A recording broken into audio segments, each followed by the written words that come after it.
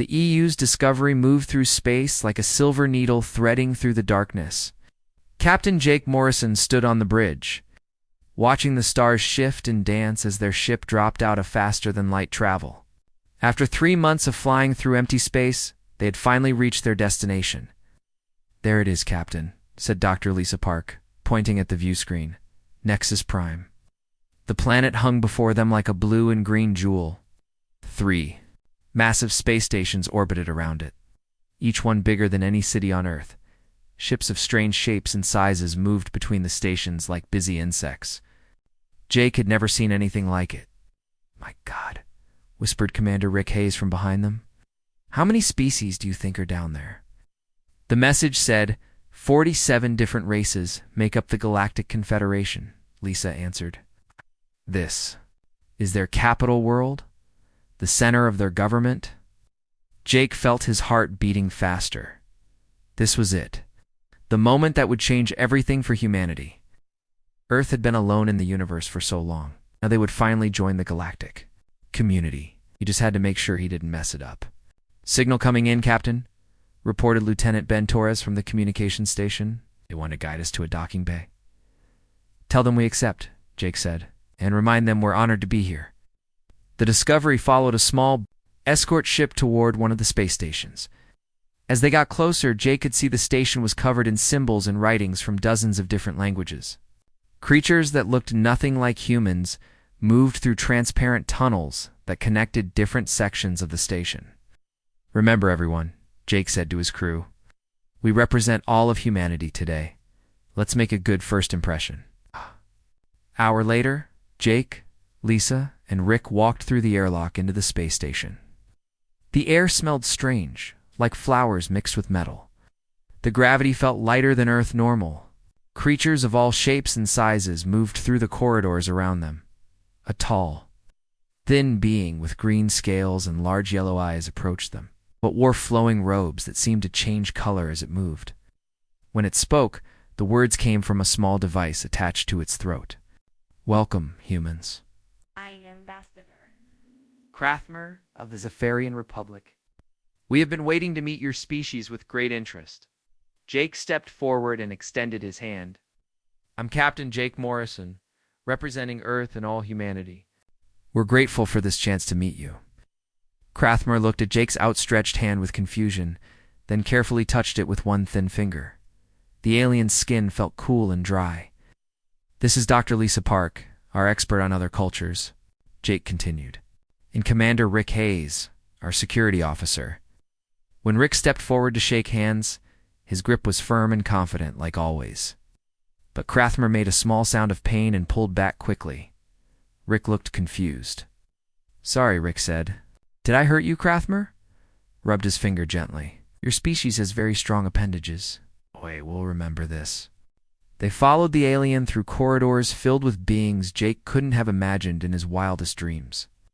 There were creatures that looked like walking crystals, others that seemed to be made of living metal, and some that appeared to be floating balls of light.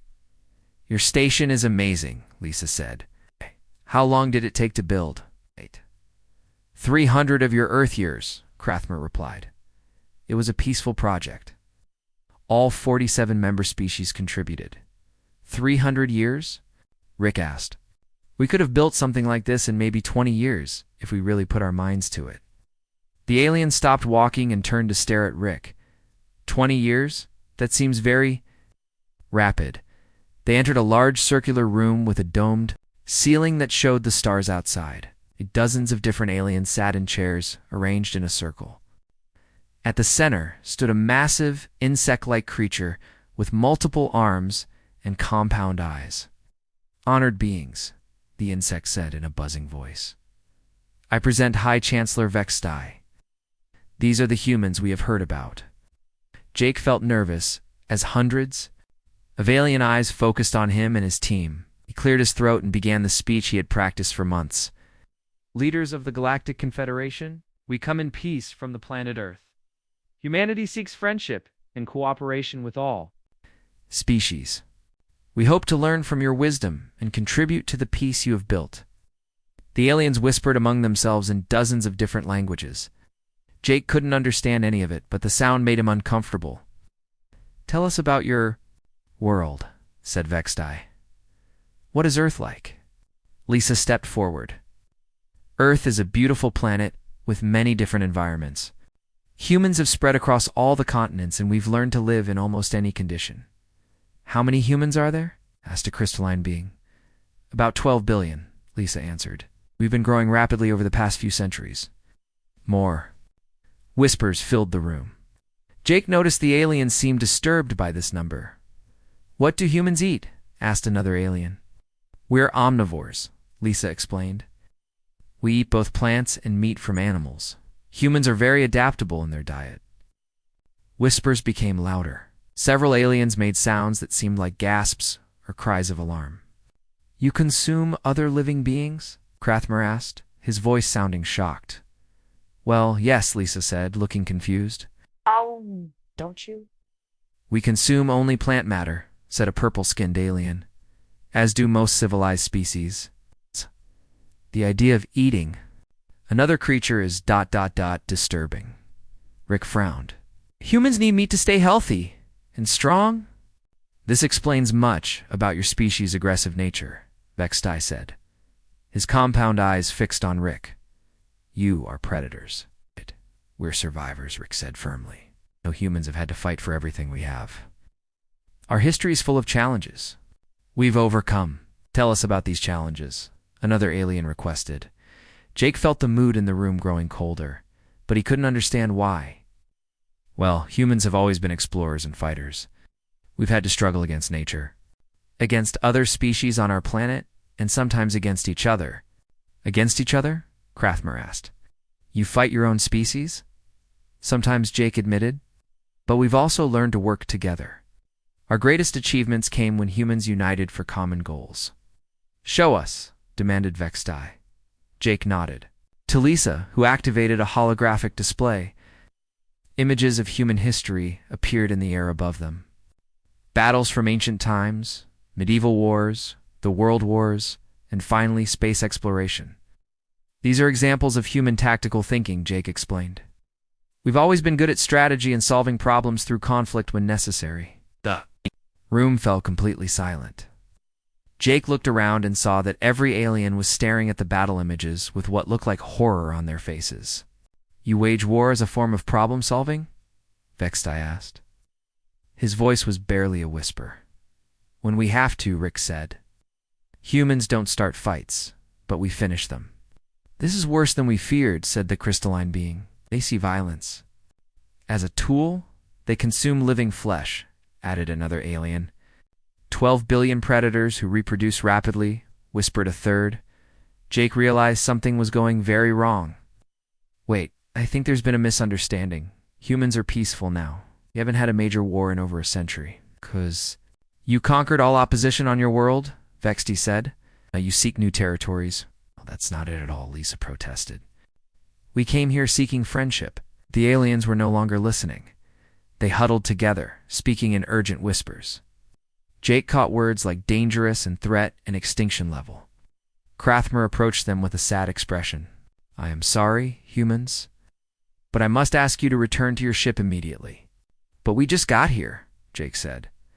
"Can't we talk about this?" "The decision has been made," Vextai announced. "The species known as humans represent a Class 5 extinction threat to galactic civilization. You will be escorted back to your vessel and return to your home system immediately." Armed guards appeared from nowhere, surrounding the human delegation. They weren't threatening, but their message was clear, as they were led back through the corridors.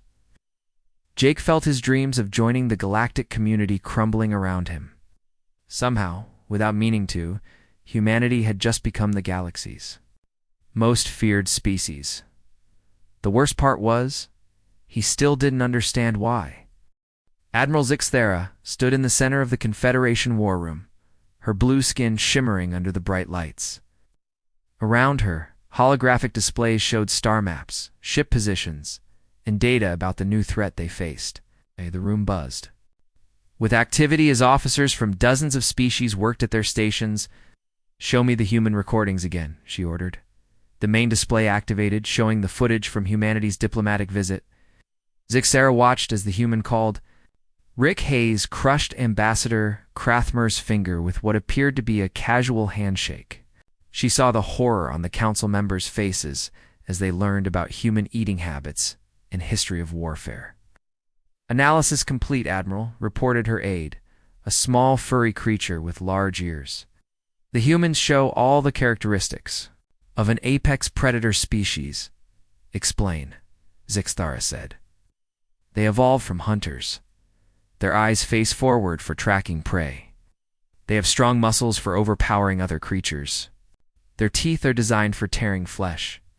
Most importantly, their entire civilization is built around competition and conflict. Another officer, a tall being made of what looked like living metal, added more information.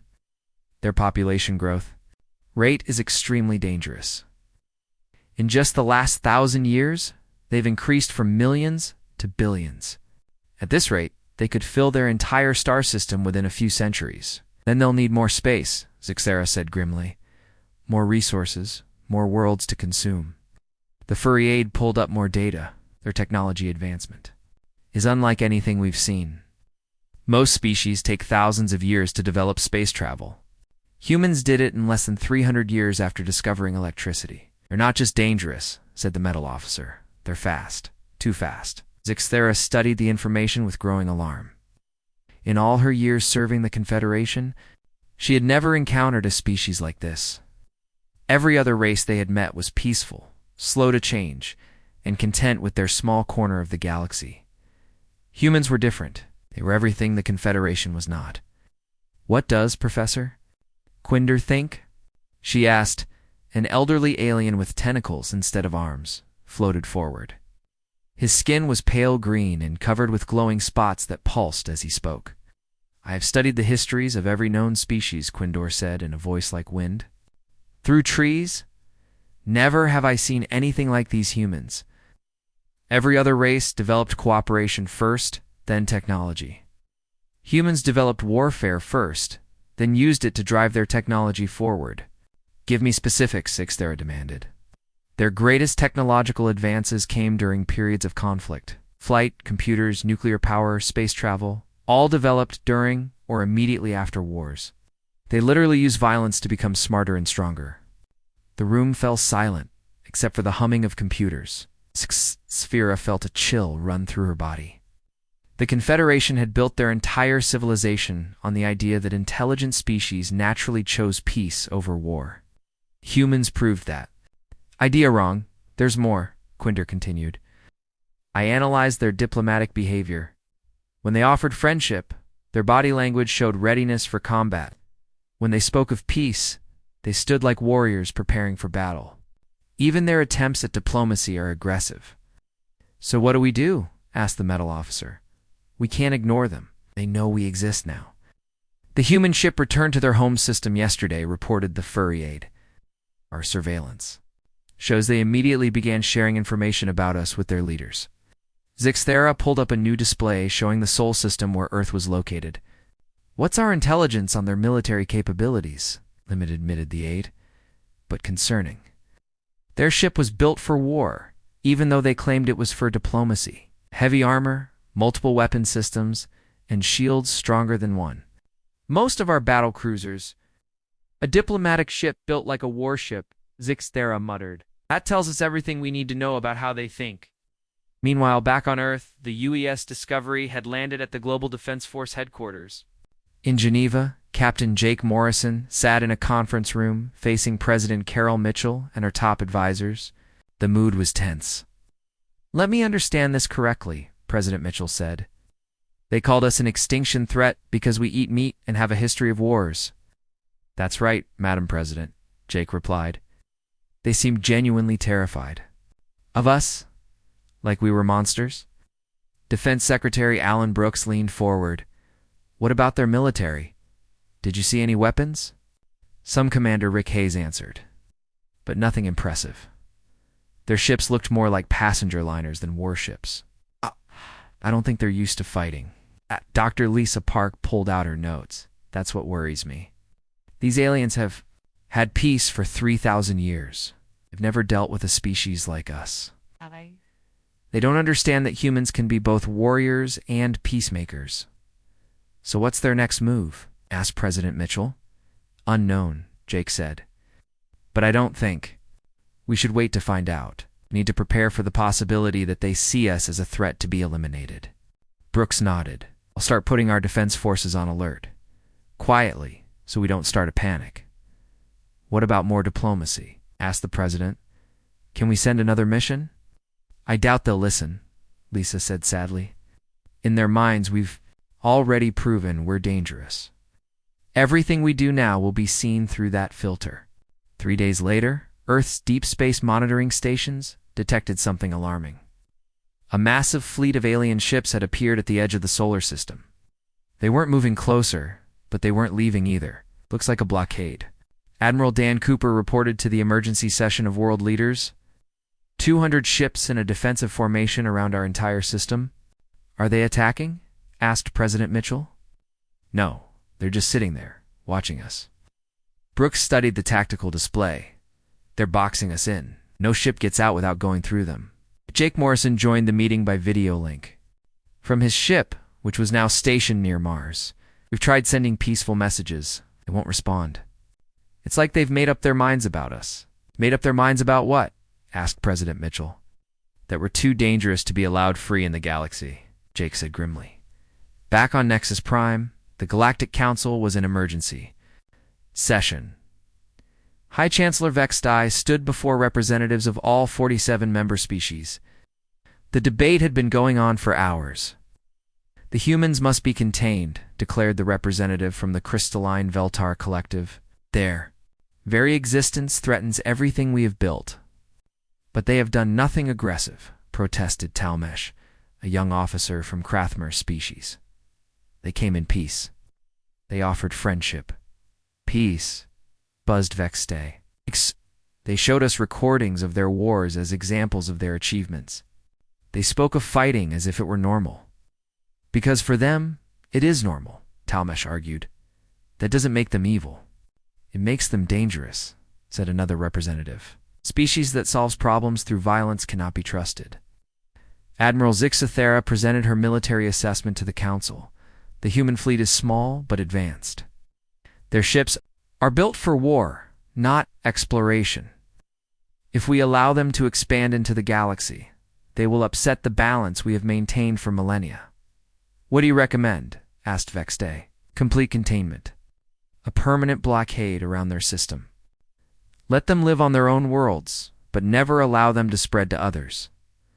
And if they try to break through, asked a nervous delegate, then we stop them, Zixtera said coldly. By any means necessary. Talmesh stood up, his scales changing. Color with emotion. You're talking about imprisoning an entire species because you're afraid of them. How does that make us different from the monsters you claim they are? Because we choose peace, Vexti replied. They choose war. They declared war on us, Talmesh demanded. Have they attacked anyone? Have they even threatened us? They don't need to, said Professor Quinder. Their nature is threat. Enough. The vote was close, but the decision was made. Humanity would be contained within their own solar system indefinitely.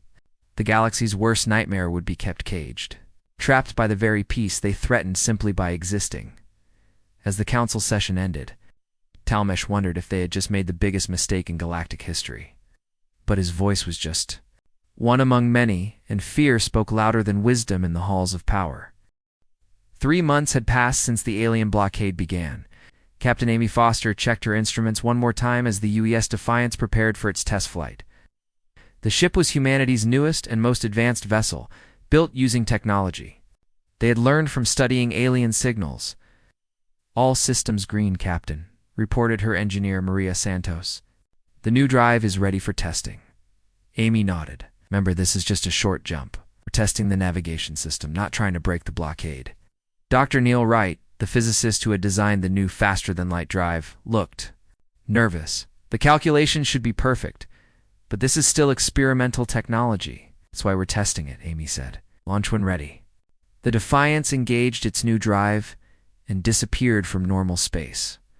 For a few seconds, everything worked perfectly. Then something went wrong. Where are we? Amy asked, as they dropped back into normal space. According to sensors, we're outside. The solar system, Maria reported. Out.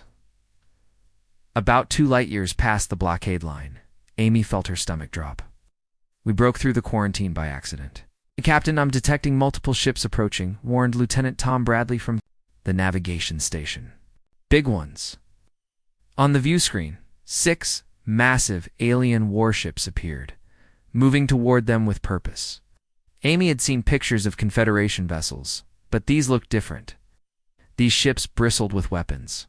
This is Admiral Zixthera of the Surrender immediately or be destroyed. Amy looked at her crew. They were scientists and test pilots, not soldiers. They were still human, and humans didn't surrender easily. This is Captain Amy Foster of the UES Defiance. We're conducting a peaceful test flight. Our navigation system malfunctioned. We mean no harm. All human actions are hostile by nature, Zixthera replied. Prepare to be boarded. Ma'am, Maria whispered, our shields are at full power and our engines are ready. We could try to run. Amy made a quick decision. All power to shields. Prepare for emergency jump back to Earth. The humans are fleeing, reported Zixthera's tactical officer. Should we pursue? No, the Admiral said. Destroy them now. We cannot allow them to return with intelligence about our forces. The alien ships opened fire with bright blue energy beams. Amy watched in amazement as the beams struck their shields and barely made them flicker. How are our shields holding? So well? She asked. Human engineering, Maria said with pride. We built this ship to survive anything. The aliens don't seem to understand how tough our materials are. Return fire, Amy ordered. Defensive shots only. Try to disable their weapons. The Defiance had weapons, but they weren't designed for ship-to-ship combat. They were mining lasers and industrial cutters that had been modified for emergencies. When they fired, the red beams sliced through the alien ship's hulls like they were made of paper. Their armor is incredibly weak, reported Bradley. Our mining lasers are cutting right through them, because they've never had to fight anyone, Amy realized. These ships are built for intimidation, not real combat. Act 3. The alien ships were already crippled, their weapon systems destroyed. The remaining 3 pulled back, apparently shocked by the Defiance's resistance. This is impossible, Zixthera said to her officers. Our intelligence said humans were primitive. How is one small ship defeating 6 of our cruisers, Admiral? The human vessel is powering up some kind of new drive system, reported her tactical officer. Don't let them escape, all ships, ramming speed. But the Defiance disappeared in a flash of light, leaving the damaged Confederation ships behind, back on Earth. Amy's ship materialized near Mars. Emergency signals immediately flooded their communications system. Defiance, this is Fleet Command, came Admiral Cooper's voice. Report your status immediately. We're fine, sir, Amy replied. But we have a problem. We accidentally engaged alien forces outside the quarantine zone. The response came quickly. Return to Earth immediately. Emergency. Council meeting in 2 hours. News of the Battle of the Outer Marker, as it came to be called, spread through both human and alien space within hours. On Earth, people were amazed that 1 human ship had defeated 6 alien vessels. In Confederation space, panic began to spread. Ow. Is this possible? Chancellor Vextai demanded during the emergency council session. Our ships outnumbered them 6-1. Admiral Zixthera looked embarrassed as she gave her report. The human vessel was far more durable than expected. Their weapons, while crude, proved surprisingly effective against our hulls. You mean we've been building ships wrong for 3,000 years? Asked a crystalline delegate. Not wrong, Zixthera said carefully. Different. We've never needed to fight anyone, so we've never needed to build ships for real combat. Humans have, Professor Quinder observed. Even their test ship was built like a fortress. Humans didn't attack our ships. They defended themselves, and then left. They could have destroyed all 6 vessels, but they chose to disable them instead. They were gathering intelligence, Vexti said. Learning our weaknesses, or showing mercy, Talmish argued, something we seem to have forgotten. On Earth, Dr. Wright was explaining his breakthrough to President Mitchell and her advisors. The new drive is based on alien communication technology. We intercepted. It's faster and more efficient than anything we had before. And more importantly, added General Susan Cross, it gives us a way to potentially break the blockade if we need to. The question is, do we want to? President Mitchell asked. That battle, even though it was an accident, probably made things worse. Captain Morrison, who had returned from his failed diplomatic mission, spoke up from his chair. The aliens were already convinced we were dangerous. At least now they know we can defend ourselves. Is that good or bad? Asked Defense Secretary Brooks. With creatures like these aliens, showing strength might be the only thing they respect, Morrison said. They don't understand peace through choice. Maybe they'll understand peace through necessity. Meanwhile, in deep space, Confederation intelligence officers were analyzing every detail of the battle. What they found disturbed them even more than the fight itself. The human ship wasn't even designed for combat, reported the lead analyst to Admiral Zix-Thera. It was an experimental vessel for testing new technology. You mean they're actual? Warships are even stronger? Zix-Thera asked. You don't know. But if they build test ships this well, their military vessels must be incredibly powerful. There's something else, the analyst continued. We intercepted human communications during the battle. The crew was giving orders to disable our ships, not destroy them. What does that mean? It means they were holding back on purpose. We could have killed everyone on our ships, but they chose not to. Zix-Thera felt confused. This didn't match anything she had been taught about Predator.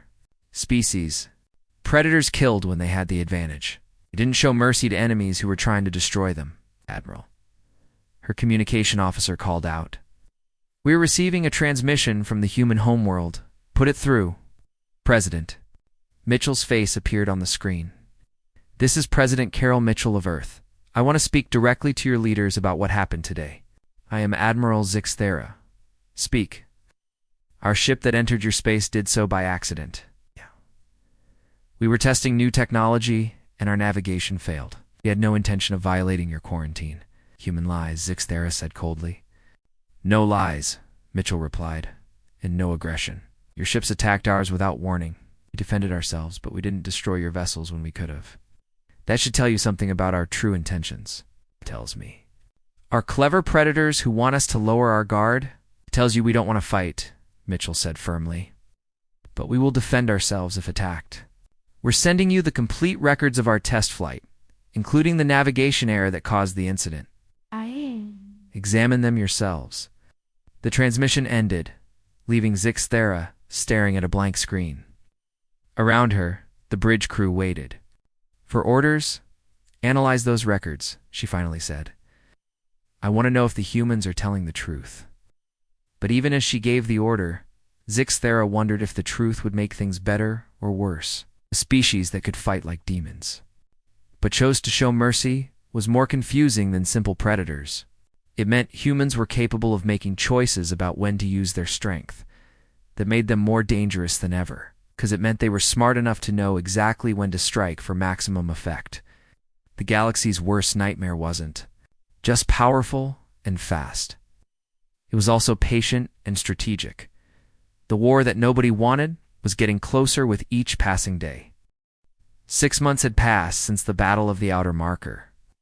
In the great halls of the Galactic Council on Nexus Prime, the most terrible decision in Confederation history was being made.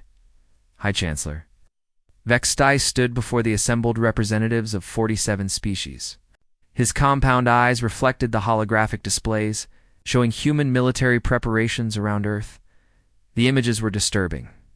Humans had built dozens of new ships in just 6 months, each one more advanced than the last. Fellow beings, Vextai said, his voice heavy with sadness. We have reached the point where we must consider the unthinkable. The humans represent a threat that grows stronger each day. Our containment has failed. Professor Quinder floated forward, his tentacles trembling. Our intelligence shows they have developed faster than light communication. They are coordinating their defenses across their entire system. Soon they may be able to coordinate attacks. Across the galaxy, their shipbuilding rate is unprecedented, added Admiral Zix-Thera. In 6 months, they have built more vessels than most species build in a century.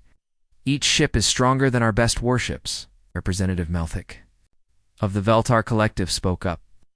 What are you suggesting, Chancellor? Vexty closed his eyes before answering. Protocol 7. Complete sterilization of the human home system. The chamber fell silent. Protocol 7 had never been used. It was the Confederation's last resort, designed for threats so dangerous that they could not be allowed to exist. You're talking about genocide, said Talmesh, standing up from his seat. The murder of 12 billion beings. We're talking about survival, Vexti replied. Not just our survival, but the survival of everything we have built. The humans will not stop with their own system. It will spread across the galaxy like a plague. They have made no aggressive moves, Talmesh protested. Every action they have taken has been defensive. Every action they take makes them stronger, Zixthera said. Their defensive preparations are better than our offensive capabilities. If we wait much longer, they will be too powerful to stop. The debate continued for hours. Species after species stood to voice their opinion. The Etherian Collective spoke against the plan, their crystalline forms glowing with emotion. Lorian Republic pleaded for more diplomatic attempts. But one by one, fear won over conscience. When the vote was finally called, 31 species voted in favor of Protocol 7. Only 16 voted against it. The greatest crime in galactic history had been approved by democratic process. The sterilization fleet will depart in 72 hours, Vexty announced.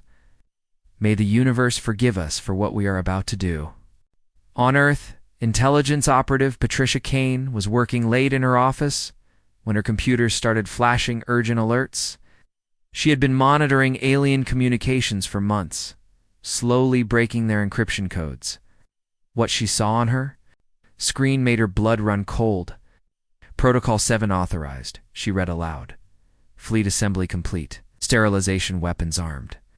She grabbed her phone and called President Mitchell's emergency line. Madam President, we have a code black situation. The aliens are coming to destroy us. Within an hour, the Global Defense Council was in emergency session. President Mitchell looked around the table at her advisors, seeing her own fear reflected in their faces. How long do we have? She asked Patricia.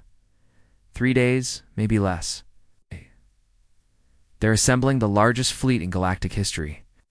Over 1,000 ships. General Cross studied the tactical data. We have maybe 50 combat-ready vessels. The odds are impossible. What about evacuation? Asked Defense Secretary Brooks. Can we get people to the colony ships? Not 12 billion people, Admiral Cooper said grimly. We might save a few million if we're lucky. President Mitchell stood up slowly. Then we fight. We make our stand. Here on Earth, and we make it count. Ma'am, General Cross said gently. We can't win this. Maybe not, Mitchell replied. But we can show them what it costs to murder an entire species. And maybe some of our people will survive to carry on. Meanwhile, Captain Morrison was preparing for what might be humanity's last diplomatic mission. His ship, now equipped with the latest human technology, was ready to make one final attempt at peace. This is suicide, Jake, Dr. Lisa Park said, as they prepared to leave. They've already made their decision. Maybe, Morrison replied, but someone has to try. If there's even a small chance we can stop this, we have to take it. Commander Rick. Hayes checked his sidearm. If we're going into the lion's den, at least we'll be armed. I don't think weapons will help us this time, Rick, Morrison said.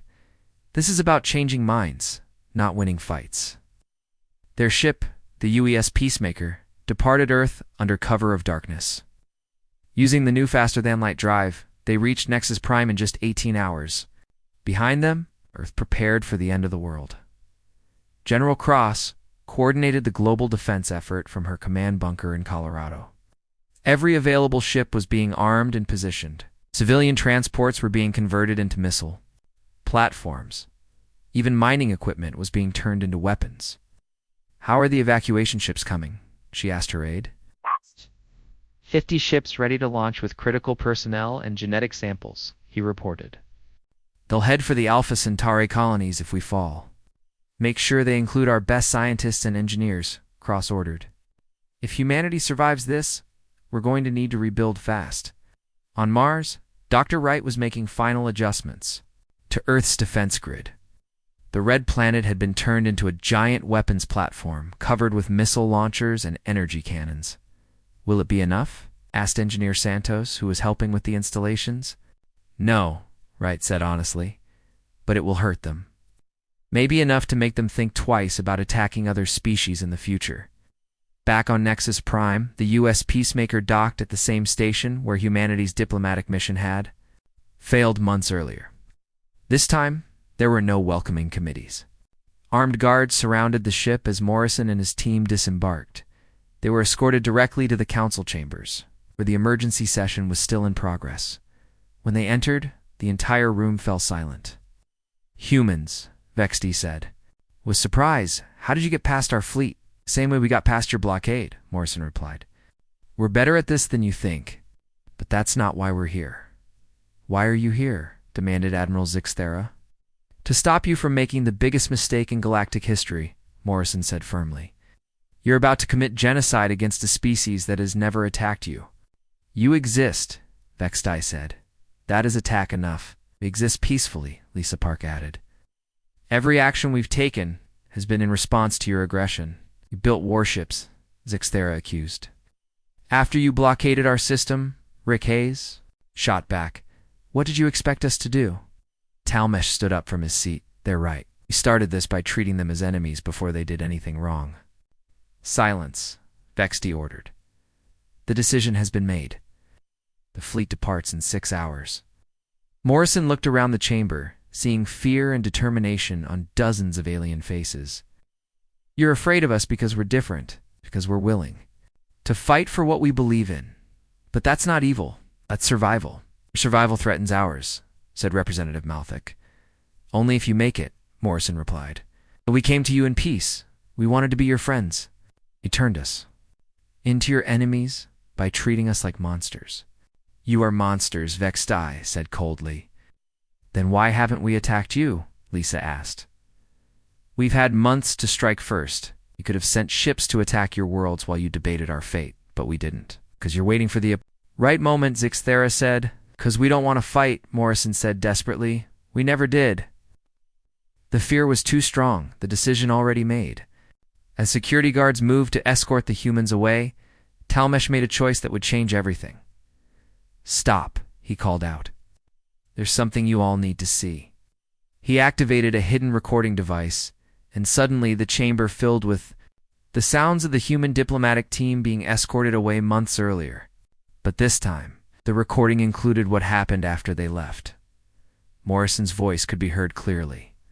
"Remember, everyone, no matter what happens, we don't want war with these people. They're scared of us, and scared people make bad decisions. Our job is to prove them wrong." The chamber fell silent as the implications sank in. Even then, even after being rejected and humiliated, the humans had been planning for peace, not war. "It doesn't matter," Vexti said finally. "Fleet launches in 5 hours. Nothing can stop it now." But as the human delegation was led away, Talmesh was already making plans. If the council wouldn't listen to reason, maybe the galaxy would. Listen to truth. The final countdown to humanity's Judgment Day had begun. The Confederation fleet arrived at the edge of the Sol system like a dark cloud blocking out the stars.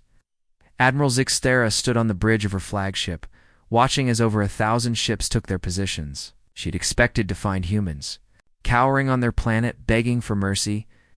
Instead, she found something that chilled her to the bone. The humans were waiting for them. "Admiral," her tactical officer reported, "we're detecting 53 human vessels in defensive formation around their homeworld. They're not running."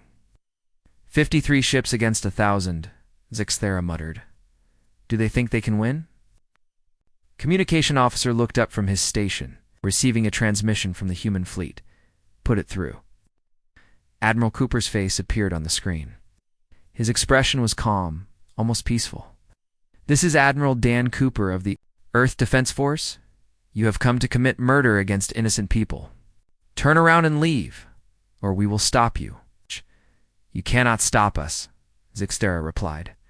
"Surrender now, and some of your people may be allowed to live in exile." "No," Cooper said simply.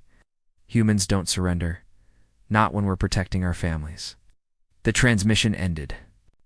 Zixera stared at the blank screen, feeling confused. In all her studies of warfare, she had never encountered enemies who chose to fight hopeless battles.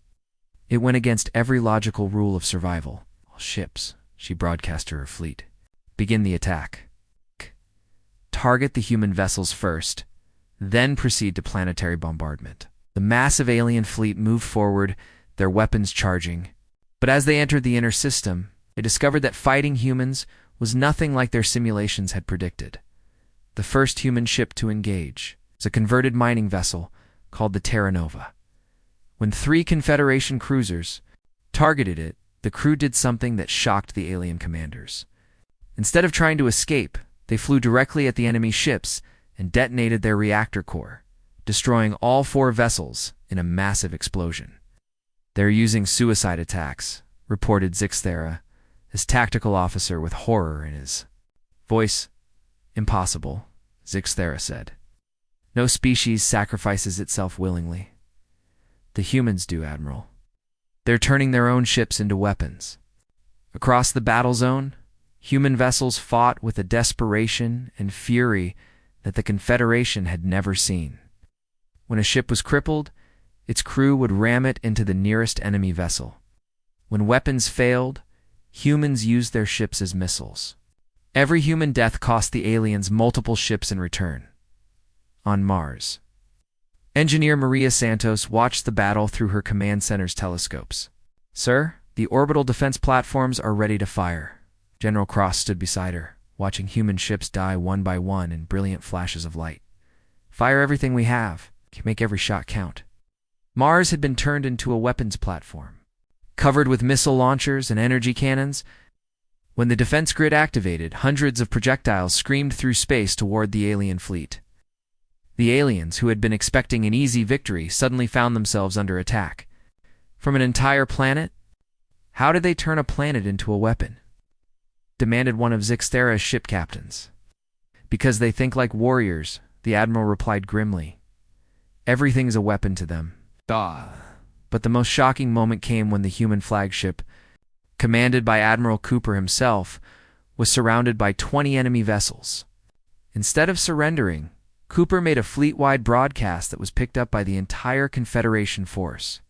"This is Cooper to all human vessels. We're going to show these aliens what it costs to threaten Earth. Follow my lead." Flagship charged directly into the center of the enemy formation. Its weapons blazed continuously, and when they overloaded, Cooper rammed his ship into the alien command vessel. The explosion took out 8 enemy ships and left the alien fleet in chaos. "Admiral Cooper is dead," reported Maria Santos to General Cross, "but he took half their command structure with him." "That's how humans fight," Cross said quietly. "Don't just defend. We make the enemy pay for every inch." Meanwhile, on Nexus Prime, Talmesh was making the most important decision of his life. As the battle raged in Sol System, he activated the emergency broadcasting system that could reach every world in the Confederation. "Citizens of the galaxy," he began, "you need to see what your government is doing in your name." He transmitted the live feed from the battle zone, showing the genocide in progress. Across dozens of worlds, billions of beings watched human ships sacrifice themselves to protect their planet. They saw Admiral Cooper's final charge. They saw human civilians converting mining equipment into weapons. "These are the monsters we were told to fear," Talmesh said as the images played. "People who fight to the death to protect their families. People who would rather die than surrender their freedom." The effect was immediate and devastating. On world after world, Confederation citizens began protesting. The peaceful Lorian Republic recalled its ships from the battle. The Etherian Collective declared the attack a war crime and withdrew their support. Admiral Zixler's communication officer called out urgently, "We're receiving recall orders from 17 different species. Their ships are pulling out of the fleet." Zixera watched in shock as nearly 200 ships broke formation and began leaving the battle zone. "This is impossible. Council authorized this action." "The Council didn't ask their people," her aide replied. "The people are watching this battle live. They're seeing what we're really doing." On Earth, President Mitchell was coordinating the final evacuation efforts when she received an urgent message from Captain Morrison, who was still on Nexus Prime. "Madam President." Morrison's voice came through the static. "Talmish is broadcasting. The battle to the entire galaxy. Public opinion is turning against the Confederation government. Is it enough to stop them?" Mitchell asked. "Some ships are leaving, but most are still attacking. You need to hold on a little longer. We're trying, Jake, but we're losing ships fast. Space around Earth, the human fleet was down to less than 20 vessels. But each ship that died took multiple enemies with it. The aliens had lost over 300 ships to human tactics they couldn't understand or counter. "Sir," reported Zixthera's tactical officer, "the humans have a new strategy. They're using their civilian ships as shields for their warships." Zixthera looked at the tactical display and saw something that made her stomach turn. Human civilians were flying their personal ships between the Confederation fleet and Earth, creating a human shield that forced the aliens to kill innocent people to reach their targets. "They're using non-combatants as weapons," she said in horror. "No, Admiral," her aide corrected quietly. "The civilians are volunteering. Our communications intercepts show they're choosing to sacrifice themselves." For the first time since the battle began, Zixthera felt doubt creeping into her mind. What kind of species inspired such loyalty? What kind of people chose death over subjugation? The turning point came when a small human vessel approached Zixthera's flagship under a white flag of truce. The ship contained Captain Morrison, Dr. Park, and Commander Hayes, who had escaped from Nexus Prime. "Admiral Zixthera," Morrison's voice came over the communication system. "I want to show you something." "You are in no position to negotiate," Zixthera replied. "I'm not here to negotiate," Morrison said. "I'm here to show you what you're really destroying." He transmitted a signal that filled the alien flagship screens with images from Earth: children playing in parks, families sharing meals, scientists working to cure diseases, artists creating beauty, teachers helping students learn. "This is what you're killing," Morrison said quietly. "Not monsters, not predators, just people who want to live and love and build something better for their children." Zixthera stared at the images, seeing for the first time what human civilization really looked like. It's not armies or weapons, but ordinary beings, living ordinary lives. "We're not the galaxy's worst nightmare," Morrison continued. "We're just different from you, and you're committing genocide because you're afraid of difference." Around the galaxy, Talmish broadcast was reaching its climax. Species after species was withdrawing from the Confederation fleet. The government that had ruled the galaxy for 3,000 years was falling apart as its people refused to support mass murder. "Admiral Zixthera's communication officer reported High Chancellor Vextai is ordering all ships to withdraw immediately. The Galactic Council has been dissolved. People are demanding new leadership." Zixthera looked around her bridge, seeing doubt and shame on every face. They had come to destroy monsters and found themselves becoming the monsters instead. "All ships," she broadcast to what remained of her fleet, "cease fire. Withdraw to minimum safe distance." The Battle of Seoul was over. Humanity had lost 37 ships and thousands of brave people, but they had survived, and in surviving, they had changed the galaxy forever. 6 months later, Captain Morrison stood in the same chamber on Nexus Prime where humanity had first been rejected. Ow.